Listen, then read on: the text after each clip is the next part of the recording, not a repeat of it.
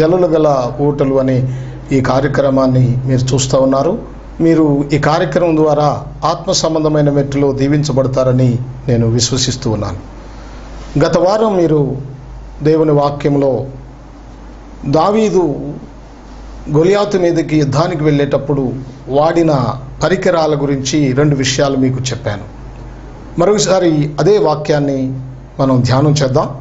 చూడండి, సమూయేలు రాసిన మొదటి గ్రంథము 17వ అధ్యాయము 40వ వచనాన్ని మరొకసారి చదువుకుందాం. చూడండి, తన కర్ర చేతబట్టుకొని ఏటి లోయలో నుండి 5 నున్నని రాళ్లను ఏరుకొని తన యొద్దనున్న చిక్కములో నుంచుకొని వడిసెల చేత పట్టుకొని ఫిలిస్తీని చేరువకు పోయెను. ప్రియులారా, ఇశ్రాయేలీల సైన్యమంతా కూడా బలహీనపరచబడినప్పుడు, భయపడుతున్నప్పుడు దావీదు దేవుని శక్తి చేత దేవుడు తనకు జయమిస్తాడనే విశ్వాసముతో, నమ్మకంతో యుద్ధము యెహోవాది అని నమ్మినటువంటి దావీదు ఆ గొలియాతు మీదకి యుద్ధానికి వెళుతూ చేత కర్రబుచ్చుకున్నాడు. ఏటిలోయలోనికి దిగాడు. 5 నున్నని రాళ్లను ఏరుకున్నాడు. గమనించండి, 5 ఇది చాలా ప్రాముఖ్యమైన సంగతి. 5 అనే సంఖ్యను దావీదు ఎన్నుకున్నాడు. మనం బైబిల్లో చూసినప్పుడు 5 దేవుని ఆజ్ఞలు ఉన్నాయి, 5 అర్పణలు ఉన్నాయి. దహన బలి, నైవేద్య బలి, పాప పరిహారార్థ బలి, సమాధానార్థన బలి, అపరాధ పరిహారార్థ బలి, 5 బలులు ఉన్నాయి. ఆ తర్వాత మనం చూస్తే 5 బుద్ధి కలిగిన కన్యకులు ఉన్నారు. బైబిల్లో ఇంకా మనం చూస్తే 5 రొట్టెలు 5,000 మందికి పంచిన సందర్భం కనిపిస్తూ ఉంది. ప్రభునందు ప్రియులారా, ఇలాగూ 5 అనే సంఖ్య బైబిల్లో కనపడతా ఉంది. దావీదు 5 నున్నని రాళ్లను మాత్రమే ఎందుకు ఏరుకున్నాడు అని మనం గమనిస్తే దేవుడు ఒక చక్కని ఆలోచన మనకి కలుగజేస్తాడు. ప్రభువైన యేసుక్రీస్తు వారు ఈ లోకంలో పరిచర్య చేస్తున్నప్పుడు బెతెస్దా కోనేరు అనే ఒక కోనేరు ఉంది. దానికి 5 మండపాలు ఉన్నాయి. 5 మండపాలు ఉన్నటువంటి ఆ కోనేటి దగ్గర అనేక మంది రోగులు వేచి ఉన్నారు. ఎందుకంటే అప్పుడప్పుడు ఒక దేవదూత వచ్చి ఆ నీటిని కదిలించినప్పుడు మొదటిగా ఎవరు దిగుతారో వారికి స్వస్థత కలుగుతుంది. మొదటిగా దిగిన వారికి మాత్రమే, మిగిలిన వారికి స్వస్థత లేదు. మండపాలు 5 ఉన్నాయి, కోనేరుంది, కానీ దేవదూత వస్తున్నాడు, కదిలిస్తున్నాడు. ఎవరో ఒక్కరికే స్వస్థత. అది ఎప్పుడంటే ఎప్పుడో ఒకసారి, ఎప్పుడు కాదు, రోజు కాదు. అయితే అక్కడ 38 సంవత్సరాల నుంచి ఒక రోగి పడి ఉన్న సందర్భం కనిపిస్తుంది. అంటే యేసు ప్రభువారు ఈ లోకములో జన్మించక ముందు నుండే అతడు రోగిగా అక్కడ పడి ఉన్నాడు. అయితే ప్రియా దేవుని పిల్లలారా, యేసు ప్రభు వచ్చారు, నువ్వు స్వస్థపడగోరుచున్నావని అడిగాడు. ఆయన బాధ చెప్పుకున్నాడయ్యా, నన్ను ఎవరు దించేవాళ్ళు లేరు అని. అయితే యేసు ప్రభువారు నీ పరుపునెత్తుకొని లేచి నడవమన్నాడు. వెంటనే నడిచాడు. గమనించండి, అక్కడ కోనేటిలో స్వస్థత లేదు, యేసుక్రీస్తు దగ్గర స్వస్థత ఉన్నది. కోనేటిలో ఎప్పుడో ఎవరికో ఒకరికి స్వస్థత. మీరు ఇంకొక విషయం చెప్తాను. యేసు ప్రభువారు మానవుల కొరకు ఆయన సిలువలో వేలాడుతూ ఉన్నాడు. ఆయన ఎన్ని గాయాలు పొందాడు అంటే 5 గాయాలు పొందాడు. ఆయన చేతిలో, కాళ్ళలో, పక్కలో 5 గాయాలు. గమనించండి, 5 గాయాలు ద్వారా కారిన రక్తము ప్రతి మానవుని పాపము తీసివేస్తుంది, ప్రతి మానవుని రోగము తీసివేస్తుంది. గమనించండి, ఈ విషయాన్ని గమనించండి ప్రియులారా.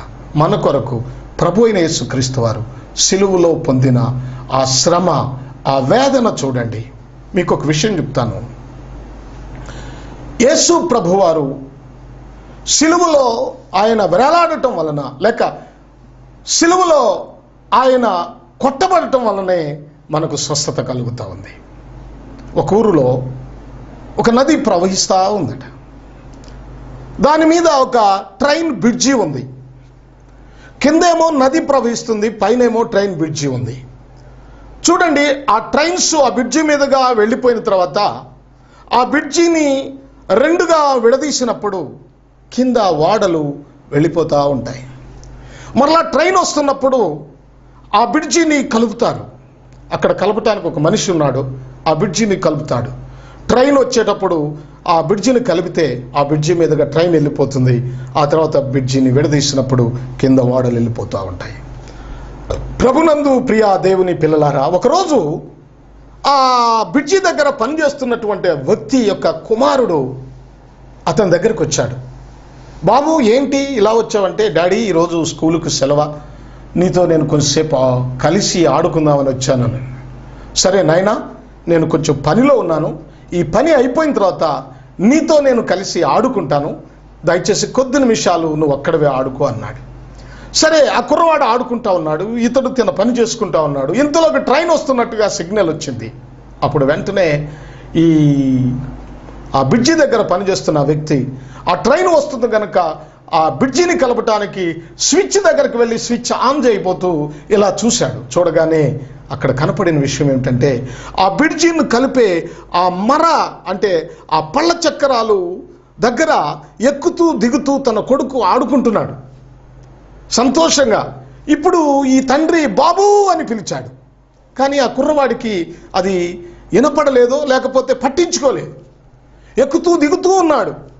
ఇప్పుడు స్విచ్ ఆన్ చేయకుండా ఈ తండ్రి ఆ కుర్రవాడి దగ్గరికి వెళ్ళి ఆ పిల్లవాడి దగ్గరికి వెళ్ళి ఆ పిల్లవాడిని తీసే మరలా వచ్చి స్విచ్ వేసే టైము లేదు, ట్రైన్ వచ్చేస్తుంది. అందువలన ఇప్పుడు ట్రైన్ వస్తే తన కుమారుడి దగ్గర కోసం అని వెళితే ట్రైన్ వస్తుంది, ట్రైన్లో ఉన్న కొన్ని వేల మంది నదిలో పడి చనిపోతారు. సరే, తన కుర్రవాడిని రక్షించుకోకపోతే తన కుమారుడు చనిపోతాడు. ఒక్కసారి ఆలోచించాడు. అయితే ఆ తండ్రి ఆలోచించింది ఏంటంటే, చనిపోతే నా ఒక్క కొడుకే చచ్చిపోతాడు, ఆ ఒక్క కొడుకు కోసం నేను వెళితే కొన్ని వేల మంది చనిపోతారు కదా అని చెప్పి ఆ స్విచ్ ఆన్ చేయటం ప్రారంభించాడు. పళ్ళ చక్రాలు తిరగటం ప్రారంభించాయి. ఆ పళ్ళ చక్రాల మధ్యలో ఆ కుమారుడు చేతులు పడ్డాయి. తండ్రి, డాడీ అని పిలిచాడు. కానీ ఆ తండ్రి ముఖం తిప్పుకొని స్విచ్ వేయటమే ప్రారంభించాడు. పళ్ళ చక్రాలు తిరుగుతూ బ్రిడ్జి కలుసుకుంటా ఉంది. ఈ కుర్రవాడి తల, నడుము, కాళ్ళు అన్నీ కూడా పళ్ళ చక్రాల మధ్యలో నలిగిపోయాయి. ప్రభునందు ప్రియులారా, బ్రిడ్జి కలుసుకుంది, ట్రైన్ వెళ్ళిపోయింది. ఆ తండ్రి ఇప్పుడు ఆ కుర్రవాడి దగ్గరికి వెళ్ళి ఏడుస్తూ ఉన్నాడు. గమనించండి. అయితే ఆ తండ్రి తన కొడుకును బలిగా ఇచ్చి కొన్ని వేల మందినే కాపాడాడు. కానీ మన పరమ తండ్రి, మన తండ్రి తన కుమారుడైన యేసుక్రీస్తును సిలువలో కొట్టి, యేసు ప్రభువారు సిలువలో వేలాడుతూ నా దేవా, నా దేవా, నన్నేలా చేయి విడిచితివని అరుస్తున్న తండ్రి ముఖము తిప్పుకున్నాడు. లేఖనములో చెప్పబడిన విషయం ఏమిటంటే, ఆయనను నలగగొట్టటము తండ్రికి ఇష్టమాయను అని ఉంది. తండ్రికి ఏది ఇష్టం అంటే, ప్రపంచ మానవాళి రక్షణ పొందాలంటే ఇదిగో యేసు ప్రభు నలగు కొట్టబడాలి, యేసు ప్రభు సిలువలో వేలాడాలి, చనిపోవాలి, రక్తము కార్చబడాలి అనేది తండ్రి ఇష్టమైంది. ప్రభునందు ప్రియా దేవుని పిల్లలారా, జ్ఞాపకం చేసుకుందాం. తండ్రి తన కుమారుడైన క్రీస్తుని సిలువకు అప్పగించాడు, నలగొట్టాడు. కారణం మానవుల ఎడల కృప. అర్హత లేని మనకు ఆయన కృప అంటే అర్హత లేని వారికి ఇచ్చేదే కృప. కనుక ప్రియ దేవుని పిల్లలారా, జ్ఞాపకం చేసుకుందాం. ప్రభు అయిన యేసుక్రీస్తు వారు సిలువలో వేలాడి 5 గాయాలు పొందాడు. 5 కృపకు సాదృశ్యముగా ఉన్నది. మనం రక్షించబడాలి అంటే దేవుని కృపే. కనుక ఆ గొలియాతును జయించాలంటే కృప అవసరము దావీదుకి. అందుకనే 5 అనే సంఖ్యను ఎన్నుకున్నాడు. నీవు కూడా సాతాను జయించాలంటే దేవుని కృప కావాలి. నీ శక్తి చేత నువ్వు జయించలేవు. మనకన్నా శక్తిమంతుడు సాతానుడు, మనకన్నా పవర్ కలిగిన వాడు, మనకన్నా బలవంతుడు, మనకన్నా ఏదైనా చేయగలిగిన వాడు, ఎంతైనా చేయగలిగిన వాడు సాతానుడు. అంత శక్తి కలిగిన సాతాన్ని నీవు జయించలేవు. కానీ దేవుని కృప మీద ఆధారపడితే, దేవుని కృపతో నీవు కానీ సాగిపోతే తప్పకుండా సాతాన్ని జయించగలుగుతావు. మనకన్నా సాతానుడు ఏం చేస్తాడు తెలుసా? గొప్పవాడు. కానీ సాతానుడి కన్నా గొప్పవాడు దేవుడు. సాతానుడు ఏం చేస్తాడు చూడండి, మానవుడు దగ్గర నుంచి అన్నీ లాగేసుకుంటాడు. దేవుడు ఇచ్చేవాడు, మానవుడు అమ్ముకునేవాడు, సాతానుడు దొంగిలించేవాడు. చూడండి, దేవుడు మనకి కృపనిచ్చాడు. కృపనిచ్చిన ఆ కృపను మనం జాగ్రత్తగా కాపాడుకోవాలి. మన దగ్గర నుంచి సాతానుడు దొంగిలిస్తాడు, దొంగిలించకుండా జాగ్రత్త పడాలి. ప్రియా దేవుని పిల్లలారా, దేవుని కృప, దేవుని కృప. 5 అనే సంఖ్యకు ప్రాముఖ్యమైనది ఏమిటంటే దేవుని కృప. ఈ సమయంలో మీకు జ్ఞాపకం చేసి, నువ్వేమై ఉన్నావో అది దేవుని కృపై ఉన్నది. నేనేమై ఉన్నానో అది దేవుని కృపై ఉన్నది, అంతేగాని మన జ్ఞానం కాదు. చాలామంది అనుకుంటారు, నేను బాగా చదువుకున్నాను, మంచి ఉద్యోగంలో ఉన్నాను అనుకుంటాడు. నేను కష్టపడి చదివాను అనుకుంటారు. కష్టపడిన వారు, చదివిన వారు ఎందరో ఉన్నారు, ఎందరో ఈ లోకంలో ఉన్నారు. వారికి లేదు. వారికి లేని భాగ్యమును దేవుడు నీకు ఇచ్చాడు. అది దేవుని కృప. అందుకనే దేవుని కృప నా జీవితంలో పనిచేసిందని నువ్వు సాక్షిగా క్రీస్తు కొరకు జీవించాలి. ప్రియా దేవుని పిల్లలారా, 5 అనే సంఖ్యను ఎన్నుకున్నాడు. ఆ తర్వాత నున్నని రాళ్లను ఏరుకున్నాడు. నున్నని రాళ్ళు, గరుకులేని రాళ్ళు, నున్నగా ఉన్నాయి ఆ రాళ్ళు. గమనించారా? నున్నని రాళ్ళు. రాయి దేనికి సాదృశ్యముగా ఉందంటే, ఒకటి రాయి యేసు ప్రభువు సాదృశ్యం. ఇల్లు కట్టువారు నిషేధించిన రాయి మూలకు తలరాయి. మూలకు తలరాయి, ఇల్లు కట్టువారు నిషేధించిన రాయి. ప్రియులారా గమనించండి, ఈ రాయి ప్రభు అయిన యేసుక్రీస్తు వారు. నెబుకద్నెజరు కలలో ఒక విగ్రహం కనిపిస్తూ ఉంది. ఆ విగ్రహము చాలా ఎత్తైనది, చాలా బలమైనది. తల బంగారము, భుజములు వెండి, ఉదరము పొట్ట ఇత్తడి, తొడలు ఇత్తడి, కింద ఇనుము. ఆ కిందకు వచ్చేటప్పటికి ఇనుము మట్టి కలిపినటువంటి మిశ్రమాముతో ఉన్నట్టుగా కనిపిస్తుంది. ఇవన్నీ ఇప్పుడు వీటన్నిటిని మనం జ్ఞాపకం చేసుకుంటే, ఇవన్నీ జరిగిపోయిన రాజ్యాలు. నెబుకద్నెజరు రాజ్యం, గ్రీకు సామ్రాజ్యం, చాలా ఇవన్నీ రోమా సామ్రాజ్యం, మాదియా పారసీక సామ్రాజ్యం, ఇవన్నీ రాజ్యాలు. ఈ రాజ్యాలన్నిటినీ మీరు గమనించినట్లయితే ఆ విగ్రహము చూపిస్తూ ఉంది. అప్పుడు చేతి సహాయము లేని ఒక చిన్న రాయి ఆకాశములో నుంచి ఈ విగ్రహము యొక్క పాదముల మీద పడింది. పడి ఈ చిన్న రాయి ఈ విగ్రహాన్ని తుత్తునీలుగా చేసింది. బాగా పాదముల దగ్గర నుంచి మొత్తం శిరస్సు వరకు దంచి వేసినప్పుడు ఈ విగ్రహము ఆ తుక్కు కూడా నిలబడకుండా కొట్టుకుపోయింది. ఆ తర్వాత చూస్తూ ఉండగానే ఆ చిన్న రాయి భూతలమంత పెద్ద రాయిగా మార్చబడటం మనం చూస్తాం. ప్రియులారా, చదువుతాం అక్కడ, భూతలమంత పెద్ద రాయి. ఎంత గొప్ప విశేషం అండి! ఈ రాయిని గురించి చెప్పబడింది, చేతి సహాయము లేని చిన్న రాయి. ప్రతి మానవుడి లోకములో పురుషుని సహాయముతోనే జన్మిస్తాడు. స్త్రీ పురుషుల కలయిక వలనే మనుషులు జన్మిస్తారు. అయితే యేసు ప్రభు అలా కాదు. చేతి సహాయము లేని రాయి అంటే, చేతి సహాయం అంటే పురుషుని సహాయము లేకుండా కన్యమేరీ గర్భమున పరిశుద్ధాత్మ ఆవరించుట వలన క్రీస్తు జన్మించాడు. చిన్న రాయి అంటే తక్కువ వాడిగా, వడ్లవాని కుటుంబములో. ప్రియులారా, యేసు ప్రభుని చాలా చిన్నవాడుగా ఆనాడున్న పరిసయ్యులు, సద్దూకేయులు అనేకులు యేసు ప్రభును తృణీకరించారు.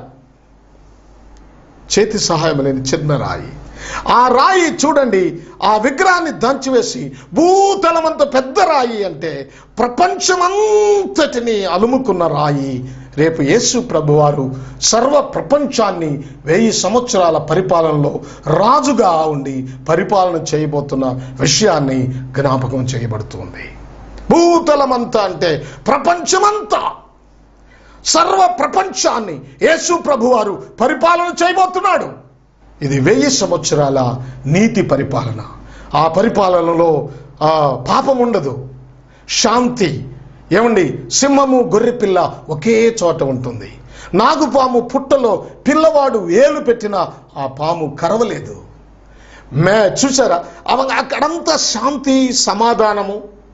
ప్రశాంతత ఉంటుంది. యేసు ప్రభువారు స్థాపించే రాజ్యం, ఈ భూమి మీద పాపము లేని రాజ్యాన్ని స్థాపించబోతున్నాడు అనేది మనకి జ్ఞాపకం చేయబడుతూ ఉంది.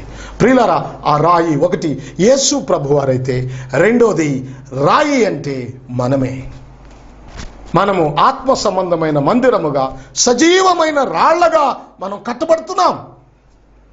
అపోస్తలులు, ప్రవక్తలు వేసిన పునాది మీద మనము సజీవమైన రాళ్లగా కట్టబడుతూ ఉన్నాం. సజీవమైన రాయి. దేవునికి స్తోత్రం, హల్లెలూయా. కనుక మనము రాళ్ళం, సజీవంగా ఉండాలి. దేవుని వాక్యం చెప్తుంది. అక్కడ మనం గమనిస్తే యోబు గ్రంథములో మనం 14వ అధ్యాయం 19వ వచనంలో ఉంటే, నీరు రాళ్లను అరగదీయును అని రాయబడింది. అరగదీయమంటే కోణాలన్నీ, ఇప్పుడు ఏటిలో రాళ్ళు ఒక రాయికి ఆ నీటి ప్రవాహానికి ఒక రాయి కొట్టుకొని ఆ కోణాలన్నీ చెక్కబడి ఆ రాళ్ళు నున్నగా తయారవుతాయి. ఆ రాళ్ళు నున్నగా తయారవటానికి కారణం ఏమిటంటే, నీరు అలా ప్రవహిస్తూ ఉండగా ఆ రాళ్ళు ఆ నీటి ప్రవాహంలో ఒకదానికి ఒకటి రాసుకుంటూ ఉంది. అందుకని నీరు రాళ్లను అరగదీయును. ఈ నీరు దేవుని వాక్యం, ఈ కోణాలు పాపం. ప్రియులారా, మనలో కక్షలు, క్రోధాలు, విభేదాలు, లోక సంబంధమైన కోరికలు, ఇవన్నీ కోణాలు. ఈ కోణాలు చెక్కబడాలి అంటే దేవుని వాక్యమే. దేవుని వాక్యము కావాలి. వాక్యం ద్వారా మనలో ఉన్న పాపాలన్నీ చెక్కబడాలి. నువ్వు ఎంత ప్రార్థన చేసినా, ఎంత చేసినా నీ జీవితంలో వాక్యం లేకపోతే పాపం నుంచి నువ్వు తొలగిపోలేవు. కనుక గమనించండి, వాక్యము మన జీవితాలను బాగు చేస్తుంది. వాక్యానుసారమైన జీవితమే చాలా ప్రాముఖ్యమైంది. కనుక ఈ రాయి సజీవమైన రాయి, నున్నని రాయి, పాపము లేని రాయి దేవునికి అవసరం. దేవుడు ఈ భూమి మీద ఎవరి కోసం కనిపెడుతున్నాడు అంటే, ప్రియులారా, భూమి మీద ఆయన ఎవరి కోసం కనిపెడుతున్నాడు? నీతిమంతుల కోసం కనిపెడుతున్నాడు ఆయన. ఏమండి, ఆయన భూమి మీద యథార్థవంతుల కోసం కనిపెడుతూ ఉన్నాడు. ఆయన భూమి మీద పాపమును ఒప్పుకొని పశ్చాత్తాపడే వారి కోసం కనిపెడతా ఉన్నాడు. కనుక ఒక చక్కని మందిరం కట్టబడాలి. మందిరం అంటే బిల్డింగులు కాదు, మందిరం కాదు. చర్చ్ అంటే రక్షించబడిన సమూహమే సంఘము. మాకు పెద్ద బిల్డింగ్ ఉంది, ఈ బిల్డింగ్లో మేము ఆరాధించాలి, అదే చాలా ప్రాముఖ్యమైనది అనుకుంటున్నారు చాలామంది. బిల్డింగ్ ప్రాముఖ్యం కాదు, జీవితం ప్రాముఖ్యం. ప్రభుకు కావాల్సింది క్యారెక్టర్ లేకుండా నువ్వేది చేసినా కూడా ప్రభుకి అసహ్యంగా కనిపిస్తుంది. కనుక ప్రియ దేవుని పిల్లలారా, మనం లోపాలు లేని సజీవమైన రాళ్లలాగా, విశ్వాసులుగా మనం సిద్ధపడాలని దేవుడు కోరుకుంటూ ఉన్నాడు. ఈ మంచి సమయంలో మీకు జ్ఞాపకం చేస్తూ ఉన్నాను. ప్రభునందు ప్రియ దేవుని పిల్లలారా, మీరు అర్థం చేసుకోండి, విశ్వాసులైనటువంటి మనము పాపము లేని సజీవమైన రాళ్లలాగా ఉండాలి. మరొక విషయాన్ని మీకు ఇప్పుడు నేను జ్ఞాపకం చేస్తున్నాను. చూడండి, ఆ రాళ్ళు 5 రాళ్ళు ఏరుకున్నాడు. 5 అనే సంఖ్యను ఎన్నుకున్నాడు. ఆ తర్వాత నున్నని రాళ్లను ఏరుకున్నాడు. ఇప్పుడు ఆ రాళ్లను ఏం చేశాడంటే తన చిక్కములో వేసుకున్నాడు. ఎక్కడంటే గొర్రెల కాపరులకు చిక్కం ఉంటుంది. చిక్కము చాలా ప్రాముఖ్యంగా ఉంటుంది వాళ్ళకి. ఏదైనా వేసుకోవటానికి, దాచుకోవటానికి చిక్కాలు కట్టుకుంటూ ఉంటారు. ఇప్పుడు ఆ 5 రాళ్ళు తీసి ఈ చిక్కంలో వేసుకున్నాడు. చూడండి, అక్కడొక రాయి, అక్కడొక రాయి, అక్కడొక రాయి, అక్కడొక రాయి, అక్కడొక రాయి. అక్కడక్కడ ఉన్న వారిని, అక్కడక్కడ ఉన్న రాళ్లను దావీదు ఏరుకొని తన చిక్కములో వేసుకున్నట్లుగా సంఘము కూడా అంతే. నువ్వే కులమో, నువ్వే మతమో, నువ్వెక్కడి వాడివో, నువ్వెవరివో, అక్కడక్కడ ఉన్న వారందరినీ దేవుని వాక్యము చేత ఏరుకొని ఒక సంఘముగా కట్టబడుతూ ఉన్నారు. ఈ చిక్కములో వేయబడిన ఈ 5 రాళ్ళు కలిసిపోయినట్లుగా ఇక్కడ సంఘములో ప్రతివారు కలిసిపోవాలి. దేవుని వాక్యం చెప్తుంది, సహోదరులు ఐక్యత కలిగి నివసించుట ఎంత మేలు, ఎంత మనోహరం. అంటే ఐక్యత, కులాలు, విభేదాలు ఉండకూడదు. సంఘములో నువ్వు ఆ కులము, నువ్వు ఈ కులము అనే ఆలోచనలు విశ్వాసుల మధ్యలోనికి రాకూడదు. మనందరము ఒకే కులం, అది క్రీస్తు కులం, క్రీస్తు బిడ్డలం. ఈనాడు సేవకుల్లో ఈ విభేదాలు కనిపిస్తున్నాయి, విశ్వాసుల్లో ఈ విభేదాలు కనిపిస్తున్నాయి. ప్రభునందు ప్రియులారా, సంఘంలోనికి చేర్చబడిన ప్రతి విశ్వాసి ఐక్యంగా కలిసి ప్రార్థన చేసేవారుగా ఉండాలి. దేవుడు ఒక్కొక్కరిని ఒక్కొక్క రకంగా వాడుకుంటాడు. కొందరిని ప్రార్థన చేయడానికి వాడుకుంటాడు, కొందరిని ఆరాధన చేయడానికి వాడుకుంటాడు, కొందరిని వాక్యం చెప్పడానికి వాడుకుంటాడు, కొందరిని పరిచర్య చేయడానికి వాడుకుంటాడు, కొందరిని పరిచర్య కోసం ఖర్చు పెట్టడానికి వాడుకుంటాడు. దేవుడు ఎవరికి ఏ తలాంతు ఇచ్చాడో ఆ తలాంతులో నిలిచి ఉండాలి. ఆ తలాంతు చాలా ప్రాముఖ్యమైనదిగా మనం గమనించాలి. దేవునికి స్తోత్రం. ప్రభునందు ప్రియులారా, ప్రతి ఒక్కరూ చిక్కములో రాళ్లలాగా ఐక్యంగా ఉండాలి. ఐక్యత చాలా ప్రాముఖ్యమైనది. ఈ మంచి సమయంలో మీకు నేను జ్ఞాపకం చేస్తున్నాను, మన వ్యక్తిగత అవసరాల కోసం మనం ప్రయాసపడటం కాదు, కానీ సంఘ శ్రేయస్సు కోసం ప్రయాసపడాలి, ప్రేమ కలిగి జీవించాలి. గత వర్తమానంలో కూడా మీకు ప్రేమను గురించి జ్ఞాపకం చేశాను. ఐక్యతగా విశ్వాసులందరూ కలిసి ఉన్నప్పుడు దేవుడు గొప్ప కార్యాలు చేస్తాడు. చూడండి, పేతురు చెరసాలలో వేయబడ్డాడు. సంఘమంతా ఐక్యతగా ప్రార్థన చేశారు. చెరసాలలో ఉన్న పేతురు విడిపించబడ్డాడు. ఐక్యత, ప్రార్థనలో ఐక్యత కావాలి ప్రియులారా. తర్వాత పౌలు శీలలు చెరసాలలో కలిసి ప్రార్థన చేశారు, పాటలు పాడారు, చెరసాల బద్దలైపోయింది. ఐక్యతగా ప్రార్థన చేసిన చోట దేవుడు కార్యాలు చేస్తూ వస్తున్నాడు. ఈ మంచి సమయంలో మనం జ్ఞాపకం చేసుకుందాం. ప్రభునందు ప్రియా దేవుని పిల్లలారా, ఈ సందర్భాన్ని మీకు జ్ఞాపకం చేస్తున్నాను. ప్రార్థన ద్వారా గొప్ప కార్యాలు సాధించినటువంటి ఆ అనుభవాలు భక్తుల్లో ఉన్నాయి. మా జీవితాల్లో కూడా అలాంటి అనుభవాలు చాలా ఉన్నాయి. మేము దేవుని సన్నిధిలో ప్రార్థన చేసినప్పుడు దేవుడు అనేక మందిని స్వస్థపరిచిన సందర్భాలు ఉన్నాయి. వాటిని గురించి నేను చెప్పుకోవడానికి ఇష్టపడను, కానీ దినాల్లో దేవుడు చేసిన కార్యాలను మనుషులు చేసినట్లుగా వారు ప్రకటన చేసుకుంటూ తాము హెచ్చించుకుంటూ జీవిస్తున్న రోజులు ఇప్పుడు కనిపిస్తున్నాయి. మనుషులకు నొప్పి కలగకుండా బోధించే బోధలు కనపడుతూ ఉన్నాయి. ప్రభునందు ప్రియులారా, గమనించండి, దైవజనుడు ఎప్పుడు కూడా మీకు జ్ఞాపకం చేస్తున్నాను, దీవించేవాడు మాత్రమే కాదు, హెచ్చరించేవాడు అన్న సంగతి మర్చిపోకూడదు.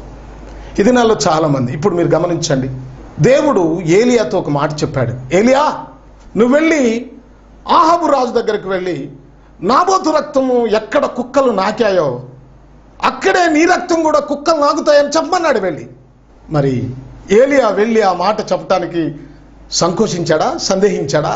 అయ్యో, నేను వెళ్ళేది రాజు దగ్గరికి, నేను ఈ మాట చెప్తే రాజు నన్ను చెరసాల్లో వేస్తాడే లేకపోతే చంపేస్తాడని భయపడ్డా?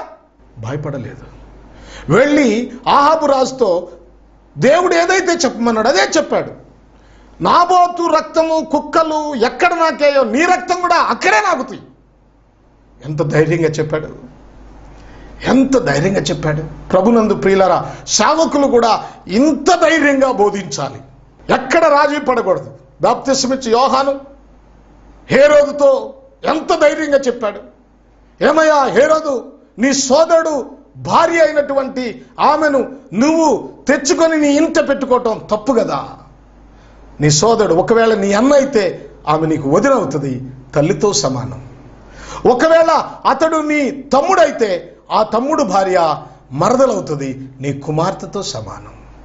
అయితే నువ్వు పాపము నీ తల్లితోనూ నీ కుమార్తెతోనూ నువ్వు వ్యభిచరిస్తావా? అది నేరం కదా. ఎంత ఖచ్చితంగా చెప్పాడు. ప్రియులారా, దావీదు రాజైనప్పటికీ నాతాను వెళ్ళి ఆ యొక్క ఉరియా భార్య విషయంలో సందేహించకుండా దావీదును ఖండించలేదా? ఇలాగ బైబిల్లో మనం ఎన్ని చూడగలం, ఎంతమందిని చూడగలం. ఈనాడు బోధకులు అలాగుండాలి. ప్రియా దేవుని పిల్లలారా, సంఘాన్ని సంరక్షించే వాళ్ళుగా ఉండాలి, పాపాన్ని ఖండించే వాళ్ళుగా ఉండాలి. సంఘం అంటే ప్రభు కోసం సజీవంగా నిలబడిన వారుగా ఉండాలి. ప్రియులారా, సంఘం అంటే ఎక్లీషియా అన్నారు, అంటే బయటకు పిలువబడుట. ఎక్కడి నుంచి అంటే లోకము నుంచి, పాపము నుంచి బయటకు పిలువబడటమే సంఘము. ఐక్యతగా ఉండాలి. చిక్కములో ఉన్న ఆ 5 రాళ్ళు కలిసి ఉన్నట్లుగా, 5 రాళ్ళు కలిసి ఉన్నట్లుగా మనం కూడా ఐక్యతగా ఉండాలి, ప్రార్థనలో ఉండాలి. ప్రభునందు ప్రియా దేవుని పిల్లలారా, పరిశుద్ధంగా ఉండాలి. పరిశుద్ధులైన వారే సంఘము. సంఘం అంటే మహిమ కలిగినది గాను, సంఘం అంటే నిర్దోషమైనది గాను, నిష్కళంకమైనది గాను, మచ్చైన ముడతైన డాగైన అట్టిది ఏదీ లేకుండా వాక్యం చేత ఉతక స్థానము చేయబడినటువంటిది గాను ఉండాలి. ప్రభు పరిశుద్ధుడు గనక మనం కూడా పరిశుద్ధులుగా ఉండాలి. ప్రియులారా, ఇదిగో గొర్రెపిల్ల వివాహ మహోత్సవ సమయము వచ్చి ఉన్నది. తన భార్య తను తాను సిద్ధపరచుకొనుచున్నది అని చెప్పబడింది. ఎలాగూ సిద్ధపరచుకుంటుందంటే సన్నపు నార బట్టలు, ప్రకాశమానములు. అవేమిటంటే పరిశుద్ధుల నీతి క్రియలు అని చెప్పబడింది. నీ క్రియలు ఎలా ఉన్నాయి? సంఘములోనికి చేర్చబడి నువ్వు మారు మనసు పొందాను, నేను రక్షణ పొందాను అనుకుంటున్నావు, కానీ నిజంగా నీ జీవితం మారిన జీవితమేనా? మారిన వారు ఎలా ఉంటారో తెలుసా? మరొకసారి చెప్తాను. రక్షింపబడిన వారు ఎలా ఉంటారు? ఇది ఉత్తరం అయితే, ఇది తూర్పు అనుకుందాం. ఇది తూర్పు అయితే ఆ తూర్పుకి వ్యతిరేకంగా పడమట ఉన్నది. మారు మనసు పొందటం అంటే పడమట ఉన్నవారు ఉత్తరానికి కాకుండా తూర్పుకు తిరగటం. పడమట ఏమున్నదంటే పాపం ఉన్నది, ఇక్కడ లోకం ఉంది, అసభ్యకరమైన జీవితం ఉంది. ఈ జీవితంలో నుంచి దేవుని వాక్యము విన్న మీరు సంపూర్ణంగా మార్పు చెంది ఇలాగూ తూర్పుకు తిరగాలి. తూర్పునేముందంటే దేవుని వాక్యం ఉంది, దేవుని మందిరం ఉంది, పరిశుద్ధత ఉంది. అన్నీ మన జీవితంలో ప్రభువుని ఘనపరిచే పరిస్థితి ఈ తూర్పున కనిపిస్తూ ఉంది. కనుక మారు మనసు పొందిన వారు పడమట నుంచి తూర్పుకు తిరిగినట్లుగా పాపములో నుంచి సంపూర్ణంగా మనం దేవుని సన్నిధికి రావాలి. తూర్పుకు తిరిగిన తర్వాత ఈ పడమట ఏమున్నదో మనకు కనిపించదు. ప్రియా దేవుని పిల్లలారా, సంపూర్ణంగా తిరగటమే మారు మనసు. అంతేగాని ఒక పక్కకు తిరిగి ఏదో ఉత్తరానికి తిరిగి ఆదివారం నాడు తూర్పుకు చూడటం, మిగిలిన రోజుల్లో మళ్ళా పాపాన్ని చూడటం కాదు మారు మనసు పొందటం అంటే. మారు మనసు పొందిన విశ్వాసులందరూ కూడా నిజంగా తూర్పుకు తిరిగిన వారుగా పరిశుద్ధంగా దేవుని వాక్యములోనే జీవించాలి, దేవుని వాక్యముతోనే జీవించాలి. అదే నిజమైన సంఘము, నిజమైన విశ్వాసులు. ప్రభు మధ్యాకాశానికి వచ్చినప్పుడు ఎత్తబడేవారు పాపము నుంచి సంపూర్ణంగా బయటికి వచ్చిన వారు మాత్రమే ఎత్తబడతారు. కనుక సంఘములో ఉన్న ఈ రాళ్ళు నున్నని రాళ్ళు అంటే కోణాలు లేని రాళ్ళు. ప్రియులారా, పాపము లేని వాళ్ళు ఐక్యతగా పరిశుద్ధమైన జీవితాన్ని జీవించేవారుగా ఉండాలని దేవుని వాక్యము మనకి జ్ఞాపకం చేస్తుంది. వినండి వినండి, ఈ 2వ వర్తమానంలో మీకు జ్ఞాపకం చేస్తున్నాను. 1, దావీదు 5 అనే సంఖ్యను ఎన్నుకున్నాడు, నున్నని రాళ్లను ఏరుకున్నాడు. దావీదు ఆ రాళ్లను చిక్కములో వేసుకున్నాడు. రాళ్లను చిక్కంలో వేసుకున్నాడు అంటే ఈ రాళ్ళు సజీవమైన రాళ్ళు విశ్వాసులకు సాదృశ్యంగా ఉంది కనుక, ఈ చిక్కము సంఘానికి సాదృశ్యంగా ఉంది కనుక సంఘములో మనందరము కలిసిపోవాలి, ఐక్యంగా ఉండాలి, ప్రార్థనలో ఉండాలి, ప్రభు రాకడ కోసం నిరీక్షిస్తూ ఉండాలి, సాతాను జయించటం కోసం మనందరం పనిచేసే వారంగా ఉండాలి. దేవుడు ఈ మాటలు దీవించునుగాక. మిగిలిన కొన్ని విషయాలు వచ్చే వర్తమానంలో మీకు నేను తెలియచేస్తాను. కనుక వచ్చే సమయం వరకు మీరు ప్రార్థనాపూర్వకంగా ఉండి ఆ వర్తమానం కొనసాగేటట్లుగా ప్రార్థన చేయాలని కోరుకుంటూ ఉన్నాను. దేవుడు ఈ మాటలు మనందరి కొరకు ఆశీర్వదించునుగాక. చిన్న ప్రార్థన చేసుకుందాం.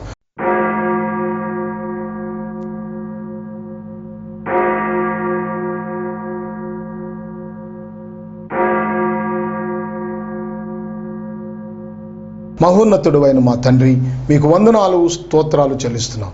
నిజంగా నాయన, దావీదు తన జీవితంలో కర్రను చేతబుచ్చుకొని ఏటి లోయలోనికి దిగాడు. 5 అనే సంఖ్యను ఎన్నుకున్నాడు.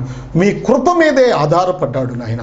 సజీవమైన రాళ్లగా మమ్మల్ని మార్చిన దేవుడా, మేము సజీవమైన నున్నని రాళ్లగా, పాపము లేని రాళ్లగా, నీ వాక్యము చేత మా పాపములన్నీ చెక్కివేయబడినట్లుగా మేము సంఘములో చేర్చబడి మేము ఐక్యతగా సంఘ పరిచర్యలో కలిసి జీవించే వారంగా మమ్మల్ని వింటున్నటువంటి బిడ్డలందరినీ మీరు దీవించమని, వర్తమానం వింటున్న ప్రతి బిడ్డలో గొప్ప కార్యము జరిగించమని యేసు ప్రభులు వారి అతి శ్రేష్టమైన నామములో ప్రార్థన చేస్తున్నాం మా పరమ తండ్రి.